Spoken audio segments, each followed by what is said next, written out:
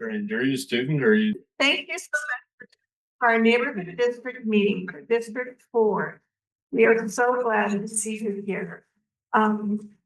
Please enjoy our meeting and then go back to your neighborhoods and tell all your neighbors how great it is to come to this meeting and have them come to. My name is Beth Hedfred. I'm one of the co-chairs for District 4. This is my compatriot, Eric Chase. Our other board members, Eric represents North Park. I represent South, Grandview South. This is Melanie Etling, who is also the representative for Grandview South. Over here we have our vice chair, Kristen Kramer, who represents Rivergrove. And over here we have our new board member, Spencer McDonald, who represents Rivergrove as well. And our vice chair, David Walker, who represents Carterville. And Sarah Daisy, she is his partner in Carterville, and she hasn't been able to make it yet. And Stephen Burton from Grandview North is our secretary. And then Mel Smith here represents Grandview North. And Jocelyn Bracken represents North Park along with Eric Chase. So we are very happy to be able to represent you and help our neighborhoods to thrive. Please know who we are and let us know what we can do to help you and our neighborhood. We also want to recognize we have Councilor Whipple here. Do you want to introduce yourself or say anything? I represent District 5, and so that includes the whole North Park chunk, the hospital and everything. So that's the part of the district here that I represent. We're really glad to have you here. And is Travis Hogan on Zoom? He usually is. Not yet, but he will be. Our other city councilor that represents our district. We will now move on to our meeting. I also want to thank Brand Hall, who until recently was representing Rivergrove and served for many, many years as representative. We will, for our meeting, we'll first have city staff reports. And then we will make students. And next we'll have District 4 reports. And finally, we'll have public input from all of you. So we're really eager to hear what you have to say. And so we will move right on now to Melia Dayley, who will tell us about the off-leash dog hours at local parks questionnaire. Hello. My name is Melia. I work in the council office, so I work with Rachel. So if you also have questions for office, you can reach out to me. But this is a questionnaire. We have copies that look like this out on the back table with some pens if you want to fill out a paper copy. This is the same thing, just online if you'd rather do it that way. This is a questionnaire. Who's here from Rivergrove? Yay, good job. Who's here from North Park? Good. This is good. Carterville. Who's here from Carterville? Yay. Folks. Are you ready, Rachel? Almost. I gotta bring up the slides. My apologies. All right, you can show us how the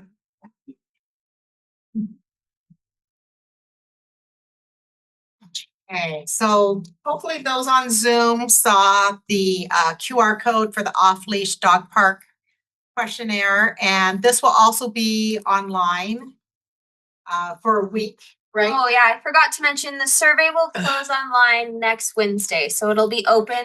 How do we access it online? It'll be sent. If you get the newsletters, you'll get it in the newsletter. It'll also be on the Neighborhood District 4 Facebook page and the neighborhood Facebook page. Oh, great. Okay.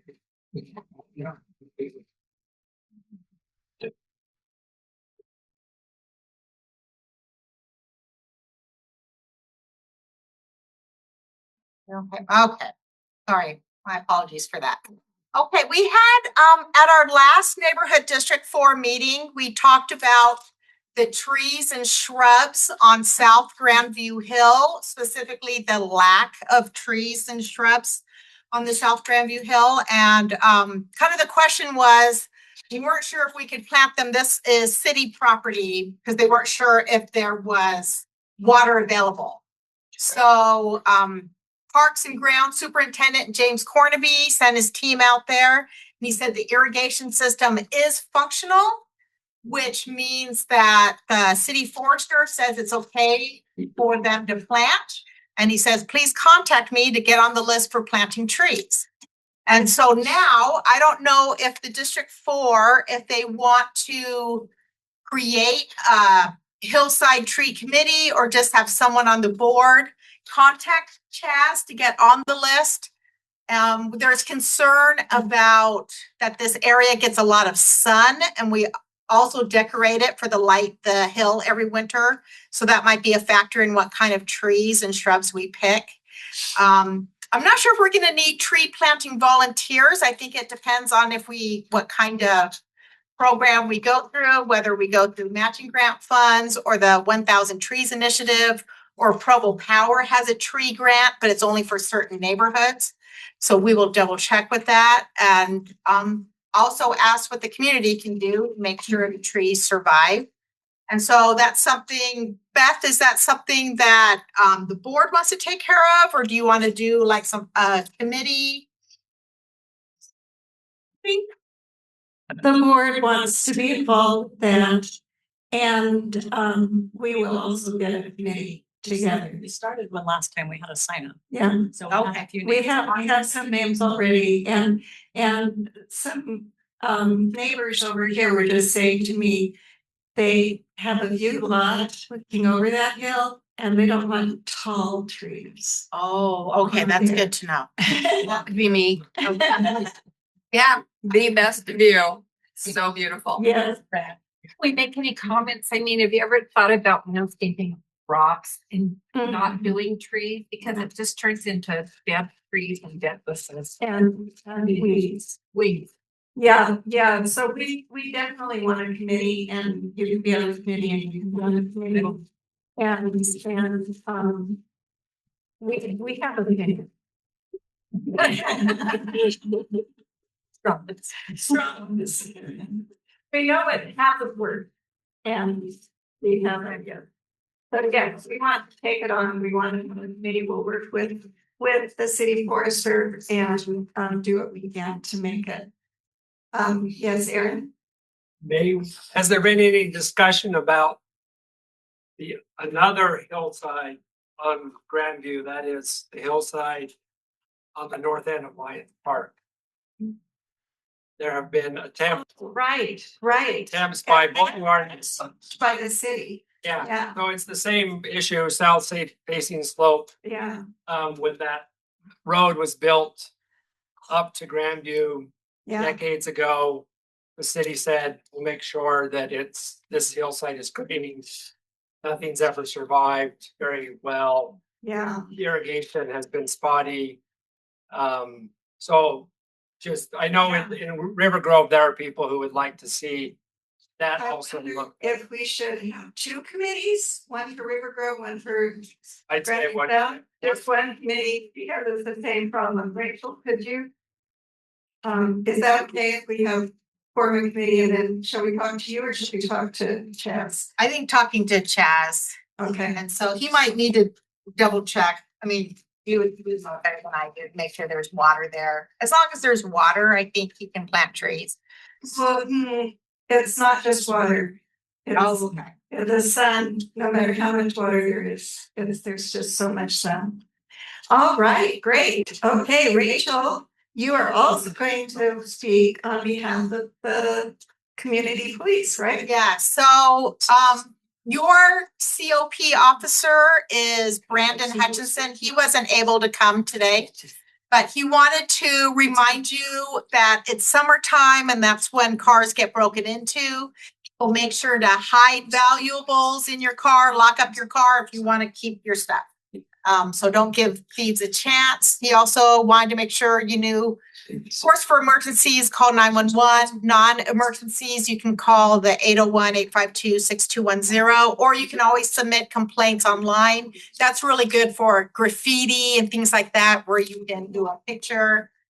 For ongoing crime problems, something that happens time and time again, then that's where you'd want to reach out to your COP officer. And he has his business card on the table, and that's his information there. They are doing their picnic with the police events. They just had one at North Park, and they're doing another one at Lions Park on June 17th. That's from 12 to 1:30 p.m. They have hot dogs, drinks, and chips, but that's a good way for you to speak directly to the police department. And as always, you can't even read this, but those are all the rules for where you can ride vehicles. The most important one is golf carts are not allowed anywhere except for golf courses. So golf carts are not allowed on city streets, sidewalks, river trails, any of that. They're only allowed on golf courses. And we're making a video to kind of explain the rules to people. Another important thing, it's 10 miles per hour on the sidewalk, 15 miles per hour on trails. So the people that are sometimes on their e-scooters and stuff like that, there are speed limits on sidewalks and trails.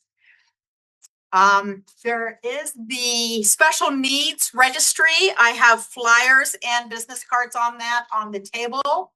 This is if you have family members that have limited communication, maybe Alzheimer's or autism or another medical or mental health issue.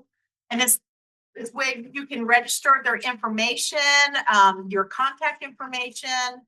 So then that way, if the police come across someone that can't speak to them, they can find out who to call in those cases. And then I'm not sure if you know about this. This is a screenshot of the Provo Police website, but that's where you can also sign up for the special needs registry. You can report a crime, register your bike. There's also the community crime map. I don't know if you've looked at that. You just click on the button. It'll take you to a website. You say that you want to do Provo, and it'll show you all the crimes in your area. And you can pick what kind of crimes you want to look at, if there's a certain time frame you're interested in. And then you can get a case number. And if you need more information, you can then do a grandma request, a government records request for more information on that. And does anyone have any questions that I can pass along to Officer Hutchinson? Are there any concerns? Yes, Spencer. I live on the other side of the river from the river trail. There does seem to be quite a few people with e-bikes and scooters, which normally I would be sort of, they're going pretty fast. Right. Is there, what sort of, I guess, enforcement options are there? And, or is there any signage that says, no e-bikes, no It was it 10 miles per hour something? Yeah, it's 15 miles per hour on the trail, and there should be signs along the trail stating that and saying what kind of vehicles are permitted.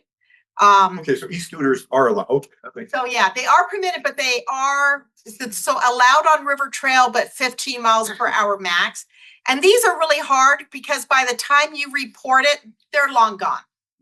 So this is something where if you see it all the time, like it's the same person every day at 3 o'clock, that's the kind of thing that you would want to report to your COP officer. So then that way they can make sure someone's there. Or maybe do more signage or something like that. What does COP stand for? Community-oriented policing. Yeah. And so he is just over your district, kind of helping out with long-term issues. Great. Speaking of the river trail, David, do you want to say something about the issue on the river trail in your neighborhood? Well, in the part of the river trail that has not been improved yet along Carterville, especially once the water goes down, we will have a lot of homeless encampments down below the berm where there's some gravel bars and that, from basically the different industries all the way to the car dealership. There all summer. And then we've seen, I've got neighbors that are reporting that in the summer, especially around 1 or 2 in the morning, they'll leave the river and then start walking through the neighborhood, but trying to open cars and trying to check houses to see if they're open.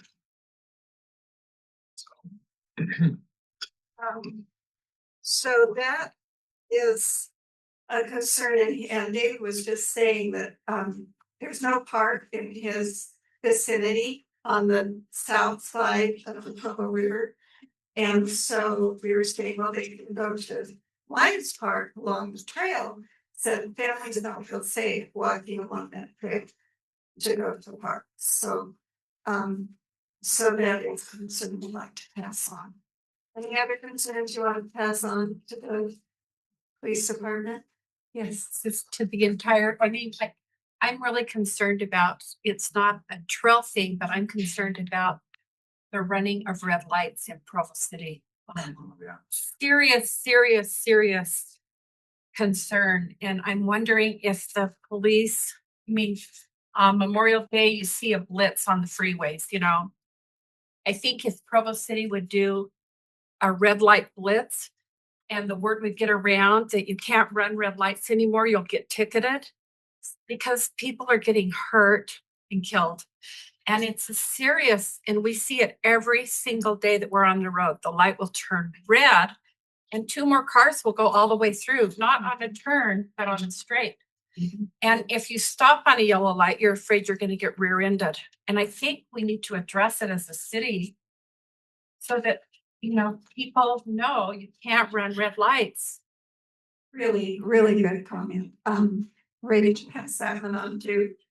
Anything else to pass on to our COP? Are there any lights particular you're concerned about? Because we have been able to work with the city or UDOT and try and change a few little things. If there's anything. It's every intersection all through the city. Yeah. All through Provo, all through Orem, everything. It's unbelievable. My husband and I are both driving separate cars and we both say, oh my goodness. And sometimes if the light is yellow when you go to stop, you're so afraid you're going to be rear-ended by someone who's sped up. So you're afraid either way you're going to get creamed. My neighbor broke her neck and, Brother Lamb was killed. It's a big thing. That's 2 people in my immediate neighborhood who've had severe impacts from running red lights. Andy, What is the possibility of residents who see this reporting that? And get the driver's license. Yeah. And get the car license. License plate. Yes, well, I live right on 820 North, and this is probably an evergreen problem, but we're driving awfully fast along there. And I know the police periodically will camp out there, but it doesn't seem to be quite enough to create a institutional knowledge of, hey, if you drive too fast on 820, you're going to get pulled over. 50 miles an hour is not uncommon. In fact, I was driving once about 32. Someone was roaring right past me. Have we talked about putting a Eurospeed sign on 820? No, really. Yeah, ignore them. So. But do we have one of them? I don't think so. I think we were waiting this year because that road's gonna be closed. We spent some of our That's district right. money on some of those flashing signs that say, your speed is this, the speed limit is this, and we'll try and warn people, because there's a a lot of things that are effective and not effective at helping people reduce speed. The biggest is how the road is designed. We have lots of real wide roads that invite people to speed. Enforcement works for a little bit while the police are out there, but it tails off. And, you know, there's long-term funding problems with that kind of thing. So The light you put up, the 1461 your speed is, that really made a big Yeah, the difference. police put that one. But anyway, that was a temporary. So we're going to have a permit. we're spending some of our district money on 2 more of those signs to put out this year in our neighborhoods. So trying. Does the road on Carterville have speed bumps? Only in Orem. Yeah. Yeah, Provo does not do speed bumps. So the Carterville Road has speed bumps, but on the Orem side. Okay, let's move on, since we've already started talking about it, and let's look at our projects that we have here. First of all, I wanted to point out our neighborhoods, and this is our little area here. It's small geographically, but we have the most population. Is that right, Rachel? That's pretty big. District 5 has the most, but we're just barely behind District 5. Mhm. So we have quite a few people, and I think we live in the best part of town in Provo. Anyway, and those are our neighborhoods that we represent. And there's power in the 5 neighborhoods being together, because we can work to support the other neighborhoods, each other in our neighborhoods, instead of just being individual neighborhoods. We have, we're going to go through these projects that we've been working on. We don't just come to these meetings and talk to you. We work all through the year to represent our neighborhoods and try to make things better. Here are some of the ones, and we'll just go ahead and talk about those now. Go to the next slide.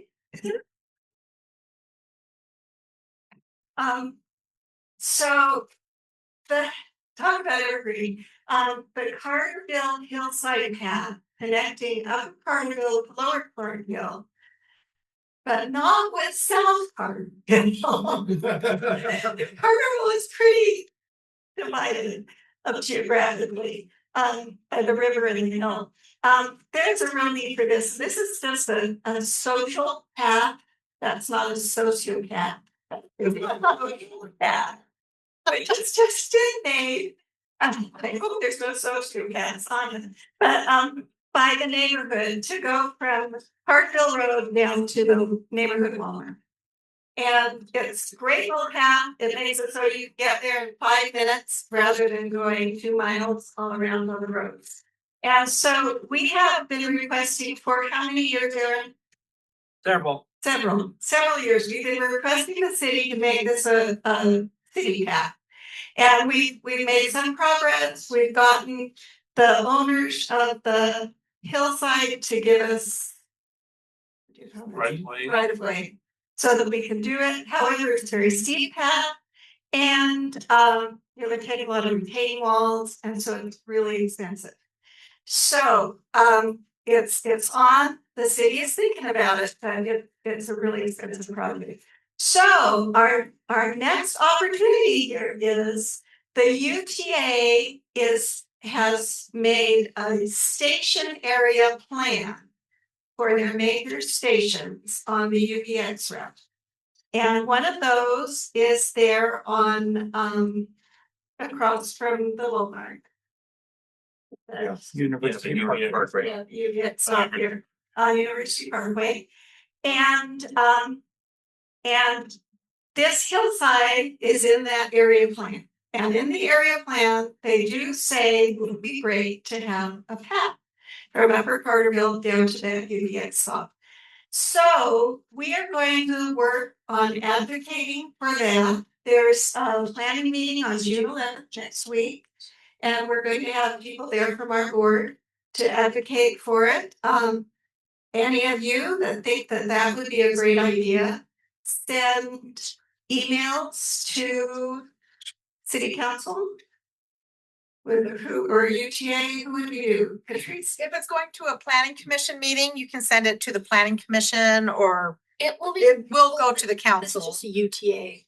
Or- No, so the this is- station area plans are created by the city, Okay, and then they're just for UTA transportation, but the stationary plans are created by the city and they'll go to planning commission on the 11th. And then city council work meeting on the 17th of June, and then city council night meeting on July 8th. and who would be funding this path? If we're decided to do it, would UTA be putting in funds for it? I don't think that's decided yet. Yeah, that's further down there. First, it would have to be planned for and decided on, and then the funding would be. All right, yeah, Aaron? But if it's on the plan, then it may get funded. Yeah. It won't get funded if it's So not on the what plan. we want is for it to be on the plan. That's what we're going to advocate for. Thank you. Yes, sir. It looks like there's a trail now. Are people using it? Oh, all the time, all the time. We took Counselor Travis over there one day, and there were like, what, 6 people in the 15 minutes we were there. Nothing down. Yes, and yes. I live just off the road, like right there. What's the plan at the top of the hill? Is there gonna be a crosswalk? There's no sidewalk on that side of the bridge. They just jump over that gate thing into traffic on Carterville. And it's a curve on that end and a hill on the other end. And we already know people are speeding. We've got signs up and whatever. My friends who live in the neighborhood thought it was 35. It's 25. They don't even know the speed limit. I'm like, yo, Oh, God. putting out. I do see that, but my question is, what is the goal with the top of the hill for this trail? Are you gonna build a sidewalk? Are you gonna build a crosswalk to the other side? Yeah, A that's flashing light, a so stop? all those things have been discussed. I can see why it's been shelved, because it's not a good place to Not an easy It really project. is. Rachel, did you have a comment? I was gonna say, at the end of the meeting, I have an email from our traffic manager, Vern Kiesler, about a possible crosswalk near that area. I don't know if it's the best location, but I'll show you at the end of the meeting. Perfect. Yes. And another reason why we found it so expensive is it has to be ADA compliant, which is really hard with the steep trail, right? You can't have different standards even though it is a trail. So it has to be completely ADA compliant. Yeah. So the longer I work with city government, the more appreciative I am for what they do and the complexity of what they do and trying to serve our community. Yes, Spencer. So I can't help but wonder if this is gonna be sort of have a field of dreams type effect. If we improve it, then more people will come. Yeah. Do we want that? If there really is infrastructure problems, do we want to incentivize more people going there? I think we do, because it will take cars off the street. People will use that path to go to Walmart in 5 minutes. I won't, and I live like 4 minutes, like 4 houses down. So it might not happen. Yeah. I wouldn't be in favor of this path. Oh, really? I'm tired of almost hitting people and slowing down, and people are trying to get their kids across the street and jump over the thing, and teenagers meandering. Yeah. Like if we had like an intentional crosswalk and they didn't have to jump over the thing, and That would be part of. it would have to. So there would be sort of an all or nothing provision. It's Yeah. not just an improvement of the path. It would be ADA compliant, it would be a big. And so we need to probably get outside funding somehow for that. Is your hand up? Right there, Patrick? No. Okay, so we keep working on this, and I get your point that it's hard, that we really need that crosswalk there, yeah. Okay, next. Computer's being weird again. Rachel and I had computer problems today. Yeah, anyway. Guys, that's for your property. Yeah, there was just a crosswalk put up today on Carterville Road that's very close to that area. I don't know if anyone knows. Yeah. So there's It might already be. one there. And I have to agree, it won't take cars off the road. It's mostly the teenagers that want to go down to Walmart, get their snacks and come back up. It won't take cars off. It's people who are not drivers who are using it. That's good to know. Well, she's doing that. Oh,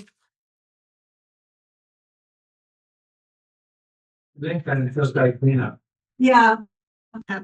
We are, I have another slide for that later on, but just to let you know, August 16th, we're having a big hillside cleanup for, the hillside on the west side of Lions Park and also on the west side of the Freedom Elementary School. And that both of those are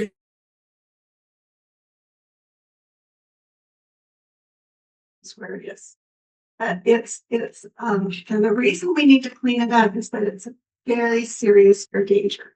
There is a lot there, that would just go up. We had a fire just on that hill at the top of the hill this spring. And it's just nothing that the wind came in such a way that it did not go towards the hill. If it had been going the other direction, gone down that hill and burned the whole of the remaining one houses. So we do this project every other year. We work with the fire department. They're very good to work with. They chip up all the wood and everything, but we need a lot of help to do this. August 16th from 7:30 to 10. At 10 o'clock, Marvelous Catering is donating a wonderful breakfast. Last time there was scrambled eggs and hash browns and rolls and juice and just a full-on great breakfast. We can handle hauling trash and can handle equipment like you. Yep. Oops. Okay. Is it not working? Rachel. Hang on. It keeps shutting my. We do need My sign up. Yes. Good question. I participated in the last one. Uh-huh. Thank you. And I'll participate in the next one. But my question is, are we gonna pick up where we left off and go? You know, that's a plan. I'm hoping that's the plan because even though where we did the last time, we're starting to get the overgrowth and it's starting to look as bad as it did before. But we really need to do the part that was never done. Right. So, well, it was done like 4 or 5 years ago. But yeah, we're planning on last time we started on the south end of Lions Park. This time we're gonna start on the north end. Start on the north end and south. No, we were starting on the south.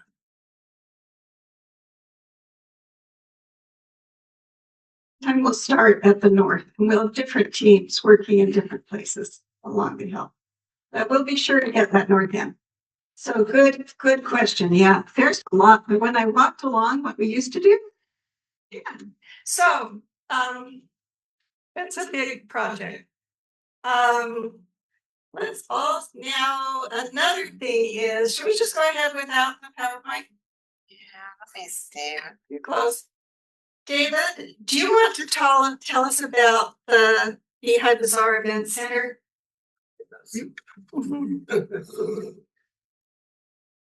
So on May 14th, proposed to the old Big O tire store on Freedom. Not happening. To put another event center plus the Bazaar in there. The Carterville South area, as I've come to call it, where I live. Been opposed to the idea due to parking issues in the neighborhood, and we've seen when other events take place, our neighborhood becomes a giant parking lot. The permit was issued as a conditional use permit on the condition that they don't allow overflow parking into our neighborhood. So I can guarantee you that the neighbors in the lower part of Carterville will be watching to see if we do have overflow. Did you see any negative impacts in your neighborhood? And just be kind of cognizant, yeah.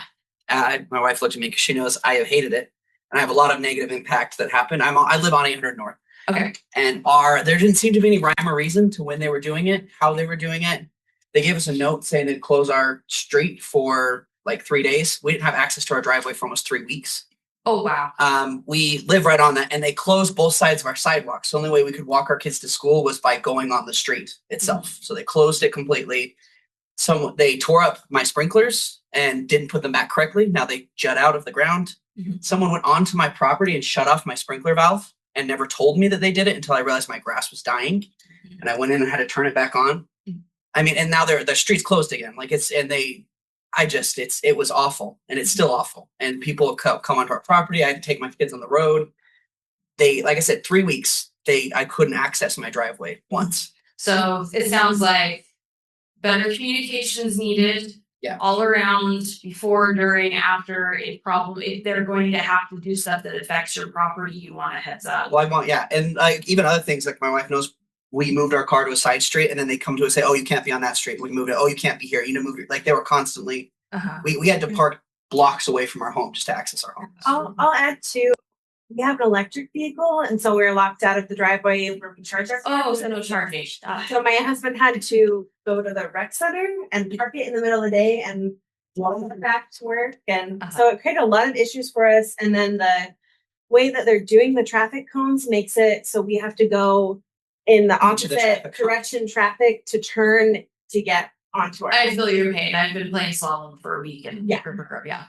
Okay. Yeah. And then the other thing too, though, is one time a person came to my wife and said, "You got to move your car." And then my wife said, "Well, when am I going to have access to my driveway?" And he said, "What, you haven't had access for like 3 days, right?" And she said, "No, 3 weeks." And he was like, "Oh, okay." Like he was shocked that they weren't even keeping track of how long they had our drive, because they had cones just sitting on our driveway. Oh, wow. Blocking it. Yeah. Rachel, do you know the best person to reach out to, like, now about that kind of thing? Yeah, let me check. There's on the Public Works website, there's a construction map, and it'll tell you, it's a map of Provo. You click on your area where the construction is being done, and it'll pop up and it'll tell you who's kind of the lead of that project and also what company is doing it.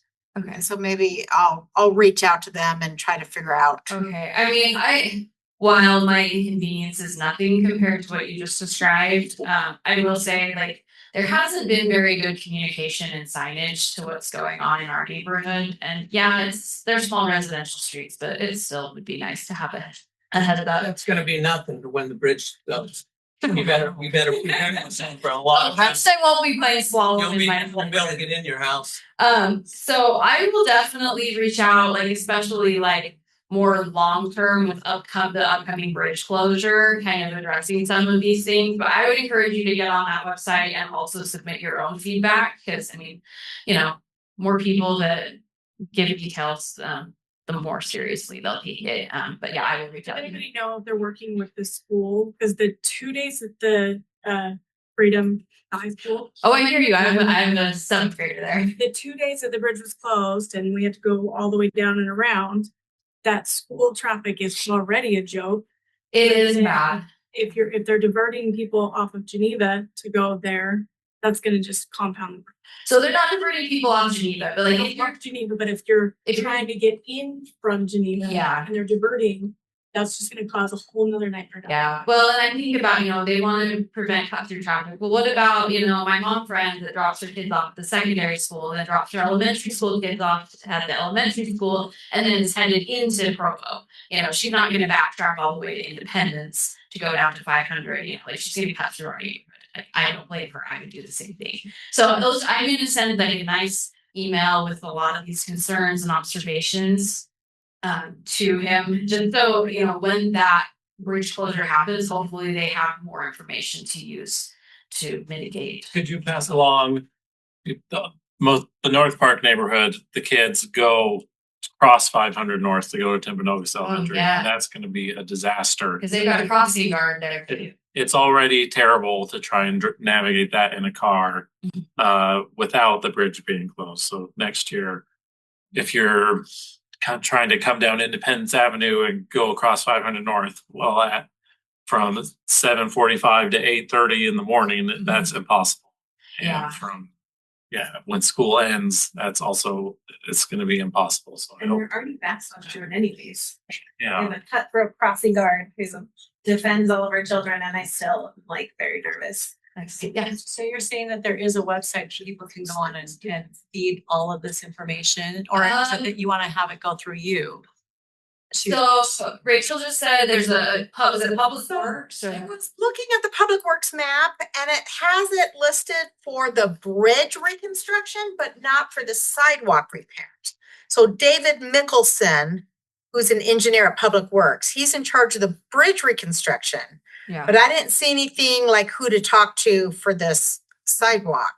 Yeah. The resurfacing on there. David Mickelson does sidewalks too, doesn't he? He might do the whole thing. You can, if you have the Provo City app on your phone. There's a place where you can, if you have an issue or anything, you can submit it online and just keep submitting them. Yeah, and I would assume you can also reach out to 311. It is, Yeah. Kristen, for you to sort of pull together everything that was said in this meeting and report it. Yeah. Because I think they will listen to. And feel free to email me, like if you have concerns and whatnot, like my email address should be on the website, or like our neighborhood website, or you can find me on Facebook, post in the District 4 Facebook page or Rivergrove Facebook page, and I'll see those. And I'd be happy to like funnel all of that up to the city. What is your name? Kristen Kramer. And so it's if you want me to like spell it out or like You better say, here we go. Here's my name. Just kristen.kramer@gmail.com. You can just email me there. About those issues. Kristen, what's your position? So I am one of the board members representing Rivergrove and also act as one of the vice chairs. Thank you. One more question. Yeah, there's one more issue about 820 and it's minor compared to what some of these people, but 820 is a major route that the people on Grandview Hill take down. And when they closed it last time, the notice of closure was like way down. And so, when you're at the top of the hill and you go down, then there's nothing to do but go back up. I hear you. And I think the signage in general wasn't done very well. Like the signs were kind of off to the side. And in fact, one day it was closed and I was exiting out the south end to go east on 820. And all the signs saying, no left turn were faced backwards still. So I just had to what we doing. Anyway, yeah, so I will address that. More signage, especially for those people coming onto 820, within that neighborhood area, whether it's from the hill or our neighborhood. Okay, good comments. If you get that written, we can maybe have this Sounds good. and maybe even have a meeting. So that'd be good. Okay. Traffic calling on 1700 North. Mel and Stephen, do you want to talk about that? So for the three of us from Grandview North that are here, 1700 North. Is there anybody else that travels 1700 North? There's a few of us. Okay, so that's a fairly wide street, and people get going quite fast along that road, even though there are two roundabouts right there. So or along the road. So we met with Vern Kessler, who is the traffic manager from the city, and asked about the possibility of doing, I guess, what they call traffic calming, which is essentially putting bike lanes, as well as striping, for the lanes and down the middle, which is there. And it turns out that it is actually on their list. So they are going to have 2 lanes, 2 bike lanes, 2 traffic lanes, and parking on that street. And that will happen in the fall, late summer, fall. And so we're we're excited about that. We've seen the traffic calming process or procedure down some of the other streets, and we think it's made a big difference. So we're really grateful that happened. I would assume that there's Well, we asked, did anybody have any issues with that traffic calming procedure, striping along that road? It's just gonna be artificially narrowing the road, basically. Essentially. Yeah. Yeah, so we have the bike lane and then the traffic lanes and parking. So, and it meets, it's gonna be done with, in conjunction with the regular Provo City transportation plan. So, no other comments, Sam? Steve had some comments on the next slide. I was just gonna say the number one feedback from Grandview North, from the people that responded to my requests for concerns, was people driving too fast on 1700 North. So that was the main responses I received. Rachel, can you go to the next slide? Will it work? See if we get it working. To talk about rebates, I did a survey. I drove around to find all the signage on this is 1460 North and 1700 North, and the red ones are existing signs, and the blue ones are where signs used to be that are no longer there, or ideas where it might have additional signs. Don't know if they'll have additional signs. We were getting a little mixed response from the city on that. They may feel that there's already enough signs. People should remember that before they went through the roundabout, it was 25. It should still be 25. But at least we can see where the signs are. They're going to be changing something here in front of the school, correct, Beth? Yeah. Yeah. So Still to be discussed, yeah. okay, there might be something changed here, so there aren't two different slow down zones, the speed of it slow down again, to kind of clarify that, but that's for a future time. Thanks, Steve. Okay, next slide. Matching grant money. The city gives us $7,500 every year to spend on improving our community. And we earn it through neighborhood service. And Rachel just sent me this email today that District 4 needed 500 service hours to get our $7,500 this year, this fiscal year, which ends this month. And so far, this year, we've done 774.75 hours. So yay us. We are service oriented. And the city council kindly agreed that those extra 270 hours can be rolled over to next year. And so we already have about half of our service hours for next year. So that's great.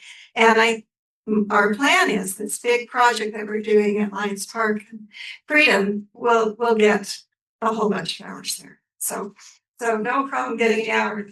$7,500 this year. How we spent it is, as Rachel said, we're buying your speed is signs, those lighted signs that tell you what your speed is. For Carterville Road and 1460 North. Carterville Road sign has been approved and the location has been approved, right, Rachel? Yes. And so that should be going in soon. Location. Do you know, Rachel? I have it on my last slide at the end. Okay, on the last slide, it will be coming. Be excited. 1460 North, Vern is still trying to decide where the best place is to put it, but it will happen.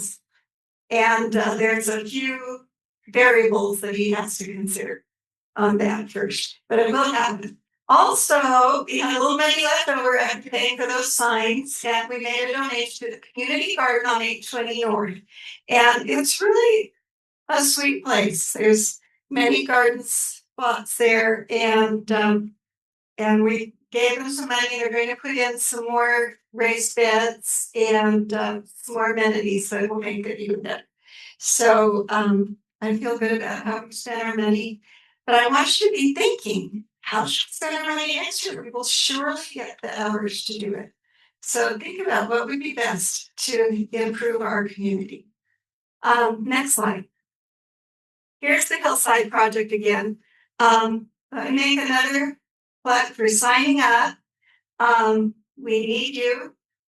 it was a great activity last time. We really felt so proud of ourselves after we did it. We had piles of debris all along that path at Lions Park that were taller than I was all along that path. And they were trying to chip it as the fire department was trying to chip it as we finished. As we were doing it, they couldn't keep up with us. They had to take all the next week to come in and chip it, take it out in dump trucks.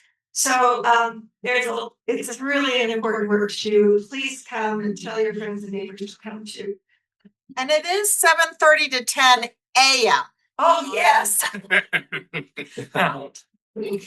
Places, and I did it on this slide too. That's the waiver too. And that QR code there, and the QR code is being passed around. It is to sign up, is information about the project, and it's a waiver because the city requires that we need a waiver so that you don't sue the city. But nobody got hurt last time. We just want to wear long pants and closed-toe shoes and be careful. All right. Any questions about the Hillside project? We won't meet again before then. Okay, I did want to point out there's this wonderful website that Rachel takes care of. Go to provo.com and navigate to the city council and then the neighborhood district program. And there's all this information just for District 4. So if you have a question about road treatment plan, the Liberty Park well, the Melia Lane well, I know I always go by the well and I say, I think there should be some place where I can find out what's going on with this well there's meeting. It's here. And so this is a really good resource to know what's going on in our neighborhood. Next slide. And that gets updated every month and we get the information straight from Public Works. So this is great. And then also there's future public hearings and Rachel's really good to look at it and see what's important for our district and put it on here. And so you can go to this, see what public hearings you want to go to represent your neighborhood. Right, like we were talking about the station area plans and how that's going to Planning Commission June 11th. And on the website will be the email for the Planning Commission and also July 8th to City Council. And there's the email for the City Council. And so it's on the Neighborhood District 4. It's all there. Rachel makes it so easy for us. So take advantage of that. Next slide. Ideas for future matching funds, concerns for our neighborhood. Let's move on to the part of our plan, which is input from the public. I know there's at least one person who has something prepared to share with us. Who is that? Oh, and Yeah, that's you. That's me. great. Okay, why don't you come up now? But while you're coming up, I want to recognize Councilman Barry Garrett came during our meeting. Thank you for being here. Appreciate you taking the time. Yeah. And Rachel, you have his slides. And They're your name is Bryce. Bryce Johnson from what neighborhood? Sorry. You were my professor like 15 years ago. Really? Yeah. He's a good writer. No comment. All right, that was much better intro than I could have hoped for. That we're going to discuss possible uses of neighborhood funds for next year. I have an idea, but it'd be good to kind of circulate and maybe we can take some action in the future. So I live on North Park, like I said, on the southern border of Exchange Park. It's 900 North, and so the proposal I have, I'm going to go through some pictures, a couple of thoughts to try to make it real quick, is a two-way protected bike/mobility lane along the border of the park. It's a real, I live here. One of my favorite parts of living on this street is that it gets used by people all hours of the day. There are no markings on the street whatsoever. Like I think a lot of streets in our area, but people use it like crazy. I would get maybe 100 people walking by my house every day or more. And it's right bordering the Provo River Trail. And so I love to be able to see people using this road, but it's always a little bittersweet because it's totally unprotected. People kind of spread out across the whole road.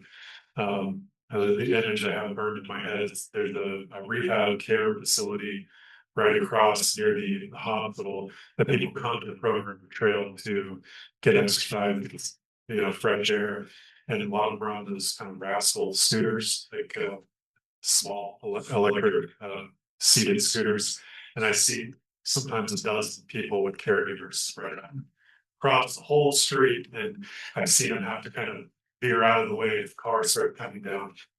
So anyway, it's been on my mind for a while.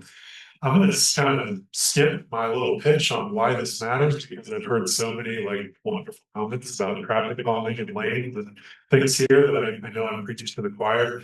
But I think it matters a lot that people have a safe, walkable, bikeable ways to get wherever they're going to go. This stretch in particular is a real hub for people going across Provo east and west. People going to and from the river trail, to the rest of the city, and also to some neighborhood bike paths that are already kind of established as safe routes through the city. And so I really think this would be a fantastic way to sort of like somebody said earlier, build it and they will come in a way, but also to support the existing traffic, people on bikes, rolling on all kinds of devices we have now, or walking and whatever. So we could just go back for 1 second, just to be super clear. I'm imagining this is Exchange Park here, my house is right there, but this would be a two-way lane that has a small buffer and some plastic spikes that actually formally protect it from traffic going alongside it. So next one, so this is just to show like some of the things that this connects. It's about a 500-foot path or road, very wide road, and this is the rehabilitation center I was talking about. I see a lot of people that come to the trail from there. It also connects all the neighborhoods on the west side of the river, and I see a ton of people coming through on bikes that seem to be commuting, and also just people coming to and from the park. There's just a ton of traffic, and again, so I do love it, but I want to have a more protective way to use this stretch. There also is a neighborhood bikeway that goes to Timpanogos School there. I use that every day to ride my kids to school. And there's also I think it's a proposed bike lane, bikeway that goes here through the hospital and across to the to BYU and the rest of the like the east side of town. That is really pretty good path to get through if you're trying to go east-west. So this is kind of where just this kind of situated in the larger context. Questions? Yes, please. So are you talking about just striping that area? That's all it would need, striping and the bollards? Yeah. That would be it, right? Yeah, that's it. So not a huge circle project. And some cities would probably do. Isn't that the pedestrian bridge over the river? Yes, that is. So it's already, and especially before 820 goes away, might be nice you'll have a lot more traffic, won't you? Totally. Pedestrian and bicycle. Totally agree. And I want all of it that I could get it. Not cars, but that is the old bridge there. People are crossing there constantly. And there already is kind of a little off-ramp from the trail there where it's obviously meant to get you over to 900 north in a certain way, but really there's no market whatsoever in the street. Quick question. I couldn't see through you, so maybe you already showed this, but like you were talking about like a bike way through like the hospital and whatnot. How would that connect with this segment of 900 north? Would you be like jogging up to 980 or down to 890? Do they come 980 north and then through the parking lot to 9th North? There's a little like pedestrian bridge at the end of 980 into the parking lot. Okay. So it's probably the city. I'm pretty sure it's over. Repaired if we over do a canal. this because we've biked over that so many times and it's like this rickety old skinny thing. It's pretty narrow. It could be helped Agreed. We wrote that TLC on that. Agreed, and I do kind of hope that we could have a. Use matching funds maybe to do that. Matching funds on the bridge and on the striping. I don't know if they, Rachel, do you think they'd make us pay for striping, or is that something that the city, we'll just have to see. We can ask and see. I mean, we're gonna have to get permission. If we do a matching grant, we're gonna have to get permission from the city anyway. And so then we can ask. I think what's cool about this is the like paint and the bollards they're pretty inexpensive, and that's in the realm of possibility for something we could actually use our money for. Right. Like building a whole sidewalk or something is gonna be way beyond what we could do. Crazy expensive. But if we could get permission from the city, it's the getting the city to agree to this would be. And that it would fit into the transportation plan as well, you know, let's do anything against that. Yeah, and I do secretly hope that maybe as part of this, we'll have some nice little marking to get you to the bridge from the entry to this parking lot. And also it's a little crosswalky thing here that connects for kids, people that are going on that bike path to the school. I so rarely see anyone use that parking lot. Usually it's like 2 cars. Yeah. And I think it's a really great idea. I'm gonna make that area a lot safer when you're trying to get onto the river trail. Great idea. You have striping for a path through the parking lot. Yeah, that I have a slide later about parking and how it's not really too big of an issue, I think, in this case. So I've already kind of talked about what I see as the benefits here, but really it's just it's already used as a connector in so many ways. I also really like the idea, this has come up traffic calming today, but I think even just a slight narrowing of the road, this and the visual indicators of the bollards will do quite a bit to reduce people's speed around those corners. Just so you visually kind of have to pay more attention as you're going around there. And the general the bikeability, walkability, all these things that I just love to see. So and again, I love that it's already connected to so many parts of the city, and just love for it to stay protected or become more protected. Parking, the only thing, this would obviously remove the on-street parking bordering the road. There's still parking on the other side of the road, people that live here. I live there, I use the street parking. I was planning to get parking, and so do my neighbors. They may disagree, but I really do think we have plenty of parking there for ourselves. The lot is extremely underused. Eric has kind of tracked that over time, and we've generally found it's not even almost half full, it's not even close to that, almost always no one's there. So there already is parking lots that people need to park, it's there for them. And I think this would just benefit so many people as it's going to do on street park, some people at a time, if that. So we can move on. I think I made some on the next slide. I made the varying, like Rob Googling to come up with the kind of estimate on like the materials we would have. Obviously, to work very closely with the city to get something designed and built, and if possible, leadership and funding. So I don't know how much of this will be even close to what we are able to do if we do this. But it does seem like compared to a lot of more heavy infrastructural projects, it's pretty lightweight, cheap, and would be a huge benefit to our larger neighborhood. And I do think there is a possibility that we could potentially volunteer to do a sort of temporary version, and the city can then come in and do their own way if we want to get it quicker or whatever. But again, this is all very early days, just had some early discussions and thought it was worth presenting. So thank you. I can get any comments or questions, otherwise I'll possibility. Good job. Is the asphalt along there in good condition? It's pretty good. Yeah. So yeah, I mean, I'm not an expert, but we use it all the time, and it's not like real rough. Great. Yeah, thank you. Okay, that's right. Great. Yes, Rachel. I'm doing a public comment. So traffic manager Vern Kiesler copied me on an email that he sent to the Carterville representatives.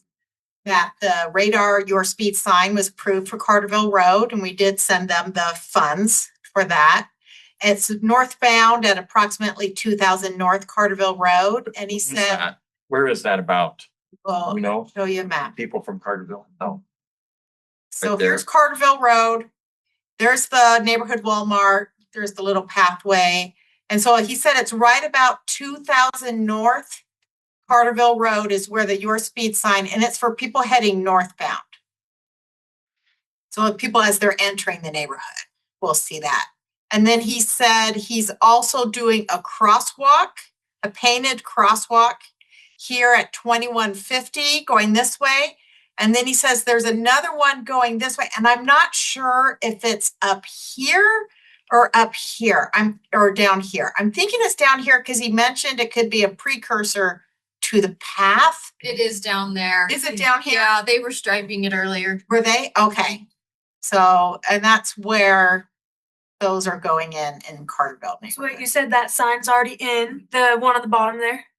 Or that's where they're gonna I think put it? that's where it's going. I'm not sure if it's already in. On my way here tonight, I passed it again. It's coming out of the neighborhood. It's like half an inch down from where that dot is, but it's coming out of the neighborhood. It's a trailer one. Is that? Oh, no, it's supposed to be a permanent. Okay, I was like, no, wrong direction. Yeah, because he had said that it is for north, in the northbound direction. So I'm assuming that's people going into the neighborhood. The signs that are on the trailer, the police department puts those out, they take them around to different areas. We had one in our neighborhood a few weeks ago. But they're not permanent, they just take them around where they think there's a need. And but these pole signs, they're permanent and we're paying for them. Yeah, and so your neighborhood board has requested those, and with the help of all the residents putting in service hours, has paid for those. And he says And we voted on it in the meetings in March. And he is planning to install a street lamp. There, I think this is for the crosswalk area. He is wanting to do better lighting there. So, Rachel, so can you bring the map back up? So it's still quite a ways away from where that path starts, right? So if we were to get that project done, wouldn't we still need to have another crosswalk right there by where the path starts? Or a sidewalk going up to the crosswalk. Yeah, so. Yes, I think So- when we were talking about it, Isn't it right here? an approach to the path, Right there, not where it starts, right but there? Or does it start way up? it starts way up here. Oh, it does. CD. Oh, I think it was down. It's kind of, you can get onto it here and then put your arrow in a little bit. You can get onto it there if you climb over, but a lot of people get onto it up there. And if we approved it, it would be a sidewalk all the way down. That's not really a trail that goes along there from where the crosswalk is down to where you see it zag like this. That's our property. Oh. So that's not a trail. Oh, okay. And I think it's interesting. I didn't know about the crosswalk, but they're crossing right into our vacant lot, which we're working with the city to do something with right now. But I don't understand why they didn't have people go down the sidewalk on the left side and then come across where the trail is. You know, So- why not? Why not have that crosswalk further down? So in that, Save the sidewalk. in that first picture that we had, where we showed the Carterville path that was right up against the rail, where is that? One that that's just Yeah. one that I took. Yeah, the one that you took. So where is that? That's south. That's south, further south, right? Yeah, the trail actually, you come Yeah, right into, here. yeah, you come into it there and then it zigzags. So you can see there's no trail Right, there's no to sidewalk. the, no sidewalk, no trail to the, I think So anyway, he had to go up there in order to get around the barrier. I think there's a couple kind of labyrinthy trails through the hillside there. there's this one. So Well, right this is here, the main one right here, that people just jump across then. Any through your property? Not when they use this trail. It doesn't go through, but Ours is up. ours is up farther. Okay. Geez, this is really good feedback. We're gonna fix it. Rachel, maybe you can take it to Vern. Aaron? I have a Yeah. suggestion or a question for clarification for Vern. So on the speed sign, when you go to the map, so it shows it almost directly across from 2000 north. I think it would be best if it was a little bit further north, so that people headed north, not just people headed north on Carterville Road, but also people who are coming From 2000. west Yeah. from State Street and then turning left, that they will also be reminded what their speed is. Although they'll be turning, at least they'll be reminded what the speed is. I don't Are know. you coming from State Street on 1850? No, Isn't- isn't 2000? 1850. Was it 1850? But people haven't picked up full speed by 2000. I live on 2000. Do you live on 2000? Are they going pretty fast? Never mind. I got the wrong street. This is fine. I thought 2000 connected to State Street. It's 18. Vern usually gets it right. Well, yeah, he did. I mean, I think he was trying to get a hold of the Carterville representatives because he did want feedback on these locations. I'm not from Carterville, so I don't, ignore me. Any other public comment, things that you're worried about in your neighborhood? One of the biggest problems with people coming from Orem and they're already speeding. And so. Even with all the speed, they finish the speed bumps and then they pick up speed. Yeah, so that's a big problem there. Mhm. And there's speed limit signs, they don't care. Yeah. It's even my GPS wants me to go on Carterville as a cutoff to go to Costco or something. And so I'm surprised it does that. Because it seems like we should go on the main road, the residential road. Actually, I think the crosswalks also, they do make sense for even though they don't align with what we hope where the pathway will be, across from 2100 North. There's a lot of people who go to church at the Carterville Chapel who use the pathway. And those crosswalks will get them to 2150 North and the chapel. As you can see the chapel's parking lot right there. So I think And there is a sidewalk right there that it's connecting to a current sidewalk. So if down the road we have another need for more crosswalks, go for it. Pretend it's a speed Well, bump. they don't go through that property. They may be going through that property, but they're not going to be able to very soon. So that crosswalk is useless. Yeah, because there's no sidewalk on that side. Yeah, and it's private. Continue on the sidewalk. So that may be something to talk about. And that's why I was confused by the location, because Vern had mentioned it was to connect the houses on this side to this other side. And that's why I was thinking maybe it was there. That's a driveway. Oh, That's so a you driveway. wanted going straight to a driveway, but okay, that makes sense. More clarification needed, yes. I'm also concerned with the crosswalks. I agree, that's great, but I can't tell you how many times I have cars pass me on the left going on Carterville. You know, even though there's a double line, they still pass me and they're just zooming. I'm really afraid they could just hit somebody in those crosswalks. Yeah, and maybe you can put flashing lights on them. I don't know. Make That's it more another reason visible. why we don't want them there.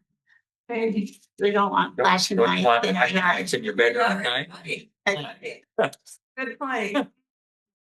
There's a lot to think about.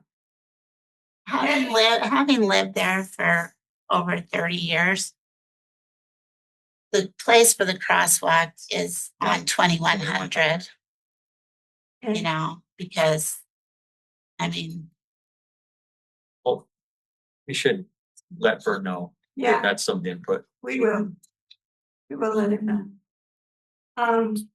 Any other concerns? Yes. So a question about the bridge reconstruction. We know the extent to which the construction is gonna kind of spill out along 820 north and 800 north. It's gonna be pretty localized to where the bridge is. Kristen, you know, As far as don't quote me on this, but as far as I understand, it'll be pretty localized. Like the project itself is to replace the bridge. I think it will involve some realignment of the road on both sides. So there probably will be some spillover, but I'm hoping that it'll be pretty local for most of the project. okay. Any other comments, questions, concerns? Back here. Yeah. Since we're on 800 north, one thing that I think could be helpful and beneficial on 800 north right now, there's between State Street and the bridge, there's one crosswalk to get over to where that park is. And it's not even near where the park is. And I see a lot of kids crossing the road on what I believe is 800 west, which there's no crosswalk there. And it's a busy street and there's a park. Like that's the way to the park and that's the way to a school. But if there's a way we could try to add, if we're talking about adding crosswalks, I would think that 800 north needs more crosswalks than the one that it has in that intersection. Needs more crosswalks. Is that on which side of the bridge? That's on the east side. The east side of the bridge. Yeah, and there's between State Street and the bridge, there's one crosswalk that exists, and there is a park on the north side of that street and a school on the south side of that street. Yeah. And so, but there's one crosswalk to get across. Yeah, well, let her know about that too. Yeah. Good, okay. I think a critical question is who owns the land we access road and Carterville? Because they're the ones who are liable. Yeah, people. we do. Maybe crossing. Yeah. Well, you get it to me and stop all this. We're working on it. All right, any other comments, questions, concerns? What can we do for you? Then we will adjourn our meeting until, when is it, October? September 3rd. September 3rd, Wednesday. Tell all your friends and neighbors what a fun meeting is and how much you learned about our neighborhood. And how we can really be proactive in improving the place to live. And the city is very good to listen to us and we can make our neighborhoods and our community and our city becoming pretty soon. Melia. Please take home leftover food. We have to go lots. All right. And soda pop. And soda. Please take all of our soda. It's like you don't have to carry it. All right. Thank you so much for coming. Bye.